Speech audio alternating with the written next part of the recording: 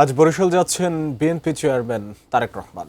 বেলসপার্ক ময়দানে নির্বাচনী সমাবেশে বক্তব্য রাখবেন তিনি। সেখানে আছেন সহকর্মী আমিনুল ইসলাম, সরাসরি যুক্ত হচ্ছি তার সঙ্গে। আমিনুল, দীর্ঘ ২৫ বছর আগে এই নির্বাচনী জনসভায় বেগম খালেদা জিয়া বক্তব্য রেখেছিলেন এবং একই মঞ্চে আবার বিএনপি চেয়ারম্যান তারেক রহমান আসছেন আজকে এবং ঠিক ১১টা নাগাদ হয়তো জনসভা শুরু হবে, আমরা যেমনটি জানি। আপনার কাছে এই বিষয়ে আর কি তথ্য রয়েছে, সব মিলিয়ে আমাদেরকে জানাবেন। আগ্রহ রয়েছে। অনেকদিন পরে তাদের সরাসরি তারেক রহমানকে এই বরিশালের মাটিতে দেখবেন। অনেকে রাত্রে এই সমাবেশ কথা বুঝছেন ১২টা, কিন্তু তার আগে সকাল মধ্যেই